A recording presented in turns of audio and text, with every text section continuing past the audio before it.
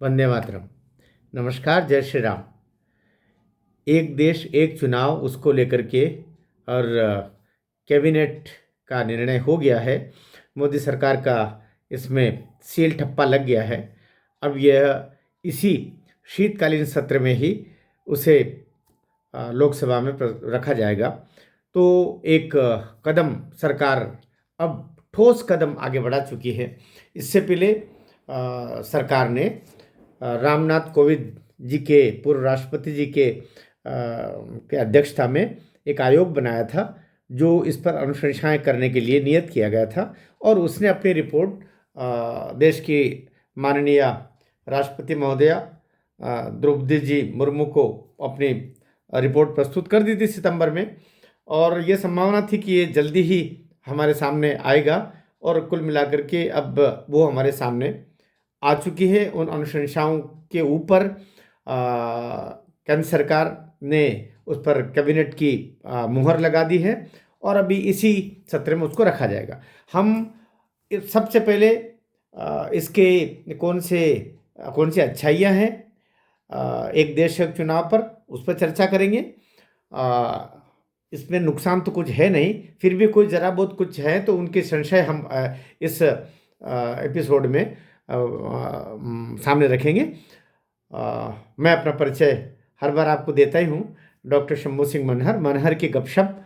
मैं आप सबका स्वागत भी करता हूँ, और एक आग्रह ज़रूर करता हूँ कि जो बंधु इस एपिसोड को, मेरे इस चैनल को देखते हैं, उनसे आग्रह है कि ये एक ऐसी चैनल है जो भारतीय संस्कार, सनातनी संस्कार और राष्ट्रवाद से अनुप्राणित होकर के जो नैरेटिव वामपंथी लोग गलत तरीके से हमारे लोगों के मध्य, जनता के मध्य पहुंचा देते हैं, उस नैरेटिव का सच्चाई क्या है और सही नैरेटिव क्या है, सही रूप क्या है, उन समाचारों का भी और उन विचारों का भी, उसको रखने के लिए ये चैनल है।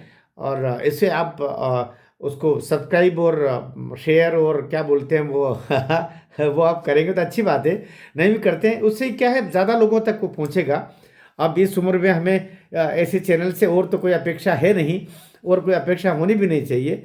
धन से अपेक्षाएं होती तो मैं इतनी बड़ी अच्छी खासी नौकरी गवर्नमेंट कॉलेज के प्रोफेसर के रूप में 3 साल पहले में VRS नहीं लेता। लिया इसलिए ताकि समाज के बीच में मैं उन्मुक्तता से अपनी बात रख सकूं, ये उसका बड़ा लक्ष्य है। तो हम पहले बात करें कि ये आखिर एक देश एक चुनाव का जो कंसेप्ट है, जो विचार है और जिस पर अनुशंसाएं की गई हैं, वो अनुशंसाएं क्या है।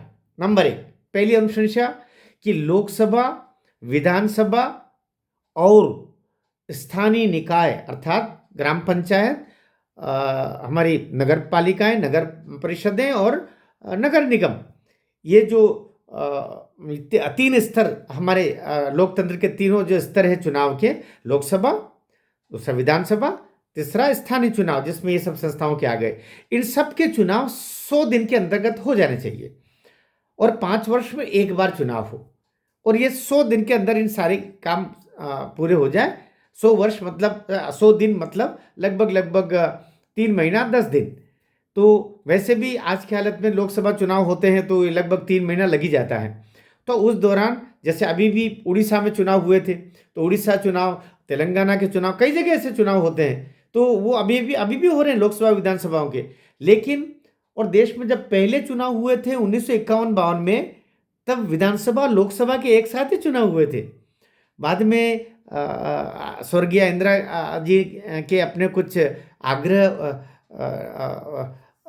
और विचार रहे होंगे, उनके अपने कारण रहे होंगे कि उन्होंने कुछ विधानसभाओं को भंग करना शुरू कर दिया।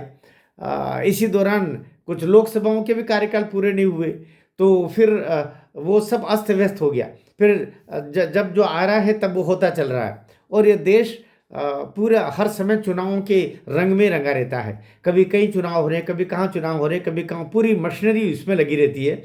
और प्रशासनिक अमले के साथ में जो विद्यार्थीगण हैं, बच्चे, आए दिन चुनाव होते हैं, कभी पंचायत चुनाव हो रहे, कभी नगर पालिकाओं के चुनाव हो रहे, कभी आपके लोकसभा चुनाव हो रहे, कभी विधानसभा चुनाव हो रहे।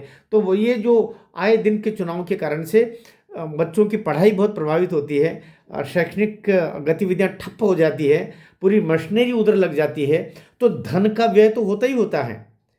आखिर धन का व्यय भी तो देश की गरीब जनता का पैसा है वो। कुछ लोग कहते हैं कि धन का व्यय क्या होता है, तो इस देश का लोकतंत्र के लिए इतना खर्च ही करेंगे, क्या करेंगे? आपके जेब से तो जा नहीं रहा है।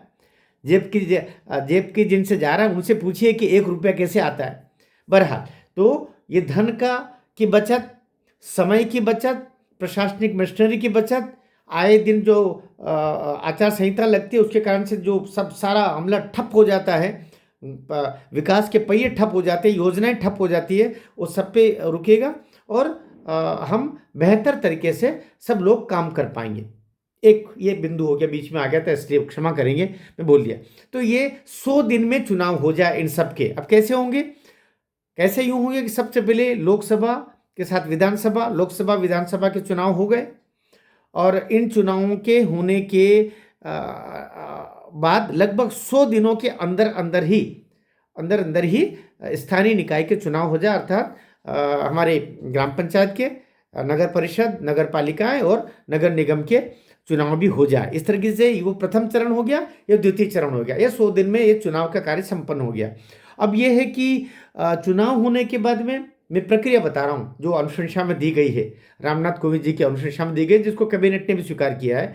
उसके बाद में ये जब लोकसभा और विधानसभाओं के चुनाव हो गए, उसके बाद में पहले लोकसभा हेतु एक अध्यादेश के द्वारा आदरणीय राष्ट्रपति महोदया या राष्ट्रपति महोदय जो भी होंगे, अभी तो कह नहीं सकते, उस समय 29 में ही अभी होना है, अभी तो होना नहीं है, तो अभी वो एक नियत तिथि तय करेगी जिस पर लोकसभा की पहली बैठक होगी।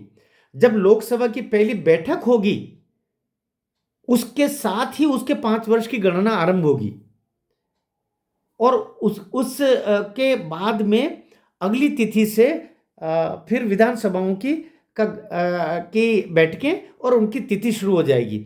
लेकिन ये जो विधानसभाएं होगी वो लोकसभा का जो 5 साल है, विधानसभा का जब की बैठक जब होगी उसके बीच में जितने समय और 2 दिन 4 दिन 10 दिन जो रहेगा, तो ये उच्च विधानसभा का उतना कार्यकाल कम किया जाएगा, ताकि अगली बार अर्थात एक बार ऐसा हो जाएगा, उसके बाद में जब होगा तो विधानसभा और लोकसभा एक साथ ही उनके कार्यकाल फिर रहेगा और एक साथ ही इनका गठन से लेकर के बैठक और ये सब कुछ अनुकूल होता जाएगा। लेकिन पहली बार ऐसा करना पड़ेगा, वो हमारे संविधान की प्रक्रिया के तहत ये होगा, क्योंकि पहली बार ऐसा होने जाएगा। तो पहली बार चुनाव हो जाएंगे लोकसभा विधानसभा के एक साथ, वो 100 दिन की अवस्था के अंतर्गत। उसके बाद लोकसभा की बैठक पहले होगी, इसकी तिथि नियत तिथि, उसका शब्द दिया गया नियत तिथि तय करेगी राष्ट्रपति महोदया, राष्ट्रपति माननीय राष्ट्रपति जी।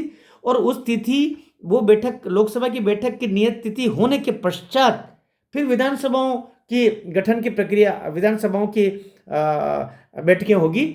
लेकिन विधानसभाओं का कार्यकाल जितना भी 1 दिन 2 दिन 3 दिन जितना आगे जाएगा उतना कार्यकाल उस विधानसभा का फिर कम रहेगा, ताकि अगली बार जब वापस लोकसभा विधानसभा के चुनाव हो तो फिर ये एक साथ 5 वर्ष के हों। मामला क्लियर हो गया।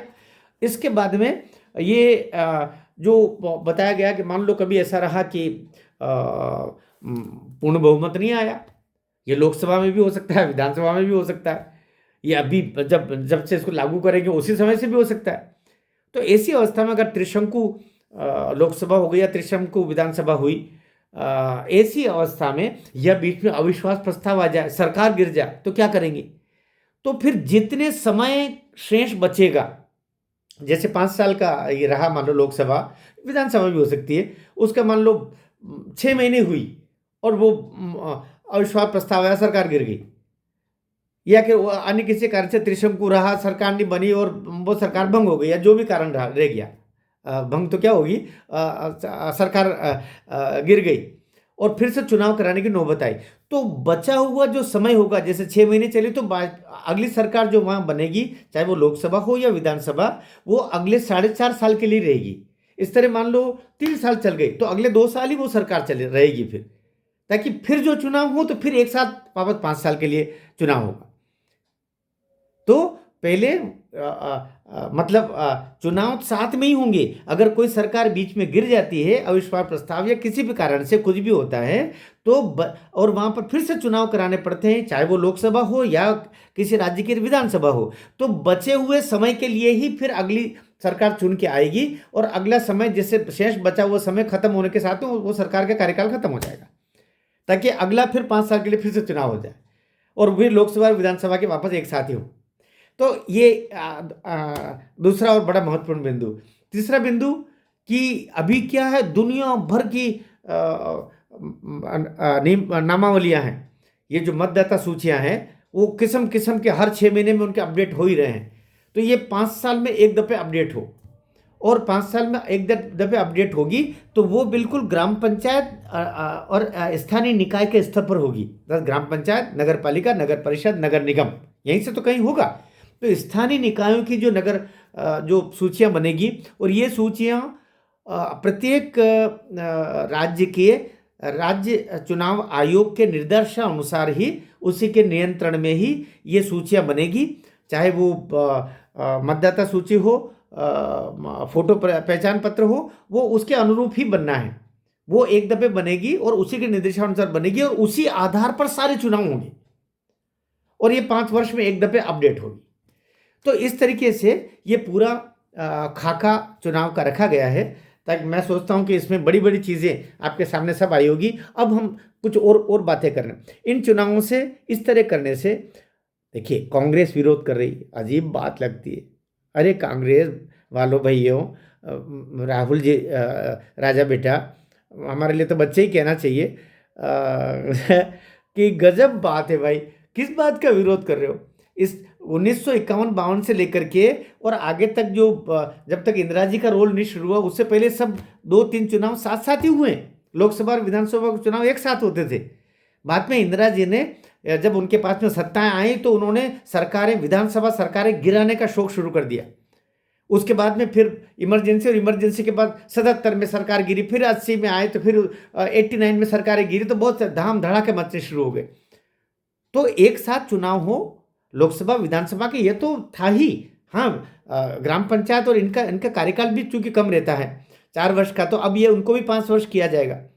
तो अब ये जहाँ 4 वर्ष का, जहाँ पे पंचायत में कहीं स्थानीय निकाय के चुनाव, तो उनको भी 5 वर्ष करने की का इसमें सारी योजनाएं रखी गई होंगी।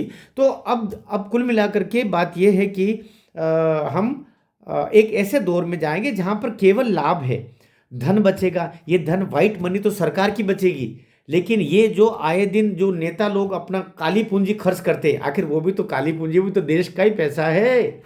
वो पैसा किसका है?